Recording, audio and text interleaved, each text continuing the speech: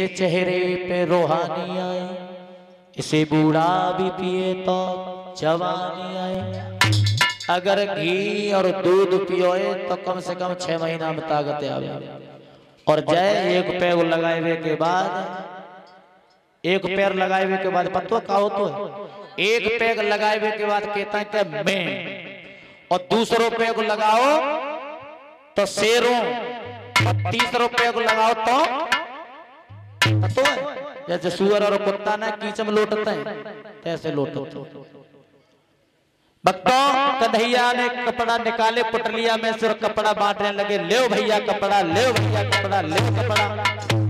कपड़ा बांटे हैं। अब ग्वाल वाल छोटे छोटे और राजा महाराजाओं के बड़े बड़े राक्षसों के कपड़ा, एक एक कपड़ा में दुत्ते घुस जाए तो कपड़ा धत्ती बटोर रहे हैं, धत्ती की धुंध साफ कर रहे हैं।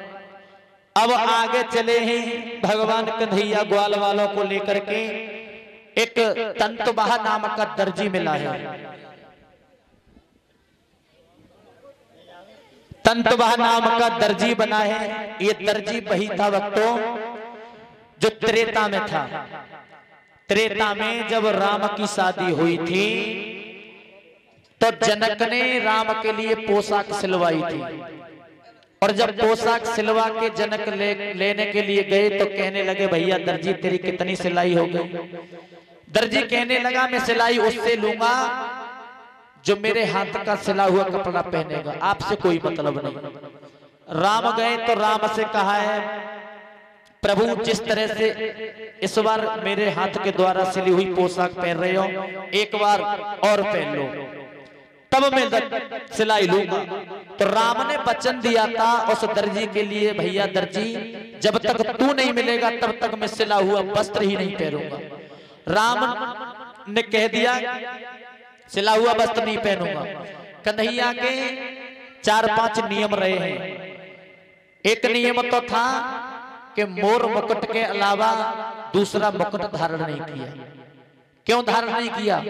भगवान ने ये सोचा कि जो जिंदगी भर ब्रह्मचारी रहता है उसे मैं अपने सर पर भी बिठाने के लिए तैयार हूं। लेकिन भक्तों तब था मोर ब्रह्मचारी, अगर अब कोई कहे तो इसका प्रमाण है मेरे पास। मोर अब ब्रह्मचारी नहीं है, अब संभोग करता है मोर। और दूसरा कारण ये था कन्हैया ने जब तक कंस को नहीं मारा था तब तक पैर में जूता और चप्पल नहीं पहने। क्यों? एक दिन माँ यशोदा ने कहा था कि लाला तू वन में जाता है, करील के कांटे चुभते होंगे, कंकड़ पत्थर चुभते होंगे। तो कन्हैया ने क्या जवाब दिया पता है?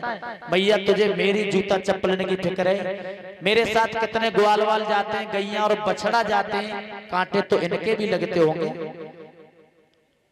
एक सर के बाल नहीं कटवाए थे, सौगंध खाई थी कि मामा जिस तरह तूने मेरी मैया के बालों को पकड़ के यमुना की रेती में घसीटा है और उसी बालों को पकड़ कर तुझे मार न दूंगा तब तक मैं सर के बाल नहीं कटवाऊंगा। भक्तों चले हैं आगे। सुदाम नाम का माली मिला है। माली ने माला डाली है, आशीर्वाद लिया है भक्ति का। भक्ति का आशीर्वाद लेने के बाद कन्हैया बलराम सभी ग्वाल वाल लौट के बाबा नंद के पास चले आए।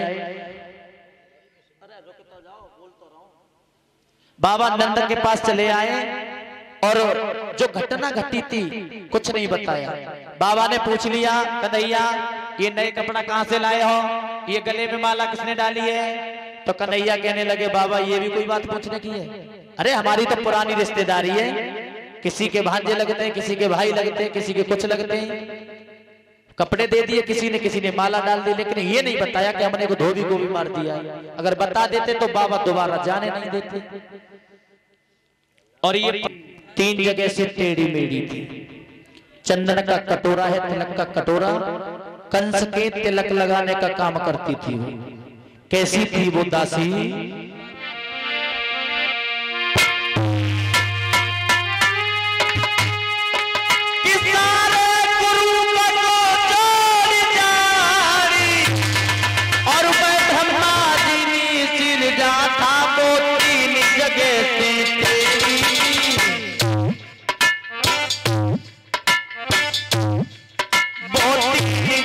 ते तेरी थी पर नाम लली को उपजा था।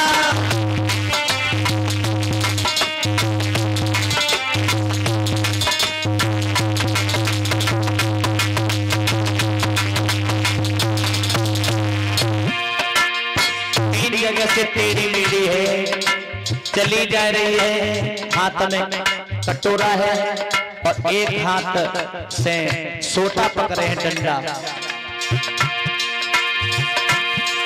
कुबरी थी और कुरूपा थी, पर निश्चल की हुए तेरी, लेकिन उसमें एक जौहर था वो नटवर की है थी।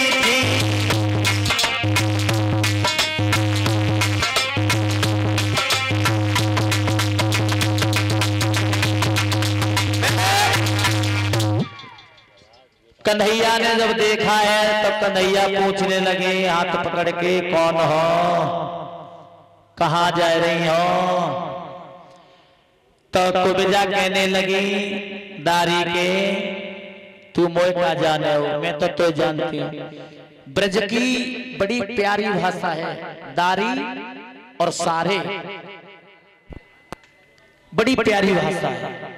भक्तों कुब्जा कहने लगी मैं जा रही हूं महाराज कंस के तिलक करने। तो कन्हैया कहने लगे कंस के भांजे तो हम भी हैं कुब्जा, हमारे भी तिलक कर दो। और जो मनसुखा ने सुनी कहने लगा कन्हैया बाबा ने मना किया था किसी से बात मत करना, चुपचाप जाना, चुपचाप लौट के चले आना। और तू जा से बतला रहो, जाके सकल माए तो देख ले, जाके हाथ के छुए चना न चबे जाएंगे। तो जाते कह रहो मृग रेनी पिक बेनी कहाँ जा रही हो, चंदन लगा दो। तू ही लगवा ले चंदन, मैं ना लगवाऊंगा। अब कुब्जा चंदन लगाने लगी, उचक उचक के रह जाओ करे, लेकिन भगवान के माथे तक नहीं पहुंची। और जब माथे तक नहीं पहुंची तो भगवान कन्हैया ने काम किया है भक्तों,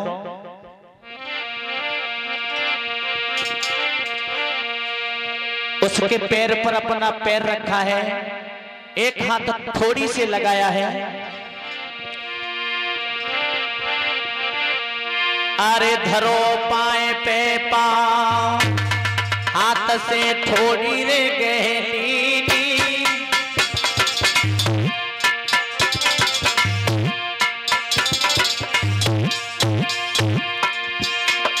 अरे धरो पाए पे पाँव, हाथ से थोड़ी रे गहनी,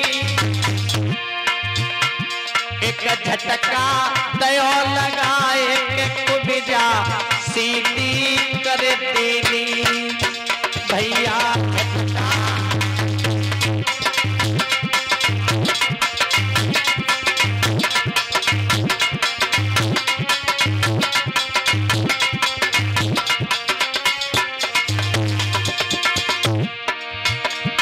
सोमन कुब्जा को हर लियो, बोलो भादो आधी रात जन्म हर आठे और लियो।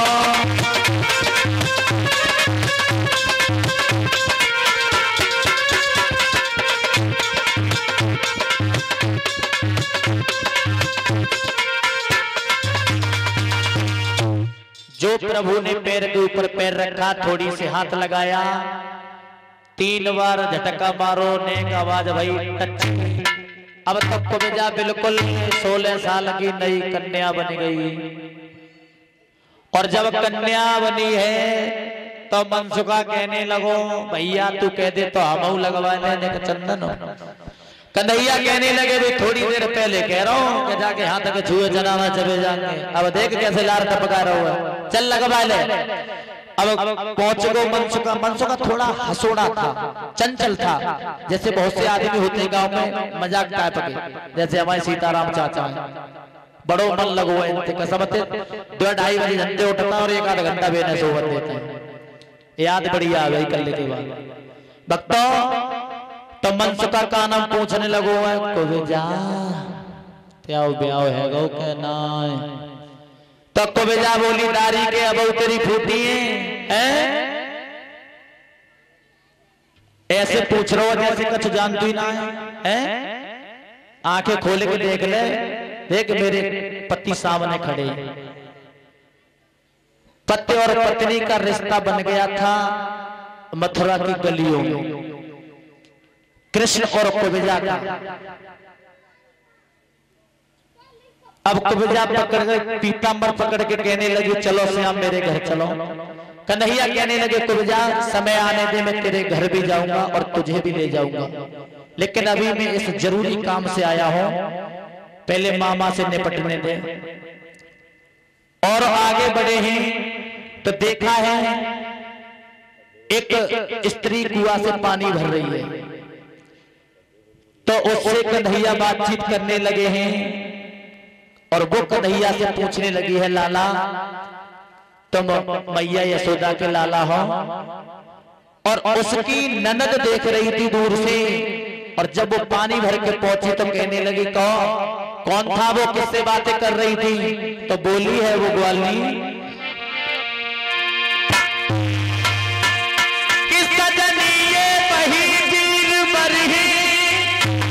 यशोदानंद के दुलारे हैं, मोहन पीतांबर मारे हैं, दाऊ नीलांबर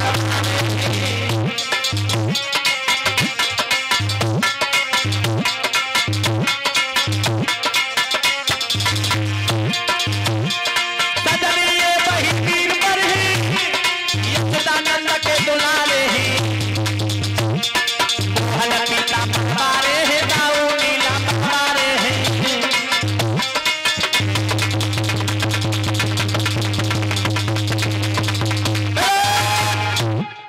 बता दिया अपनी ननद को तुम तो बेमतलब में शंका कर रही हो, ये वही है जो सुना था तुमने यशोदा के लाला। अब आगे पहुंचे हैं भगवान कन्हैया ग्वाल वालों को साथ लेकर के, जहां पर 18 ताड़ लंबा धनुष रखा है पहुंच गए। और जब धनुष के पास पहुंचे हैं तो भोजराज कंस के जो पहरेदार थे धनुष के पास थे, वो कहने लगे हैं बेटा दूर हो जा, इस धनुष के पास मत आना। और जब धनुष के पास पहुंचे तो कन्हैया कहने लगे भैया अगर आपकी आज्ञा हो जाए तो हम इस धनुष को उठा के देख लें।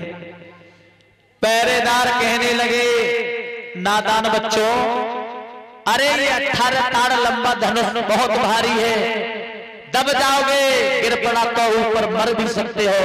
कन्हैया बोले इसकी चिंता मत करो तुम,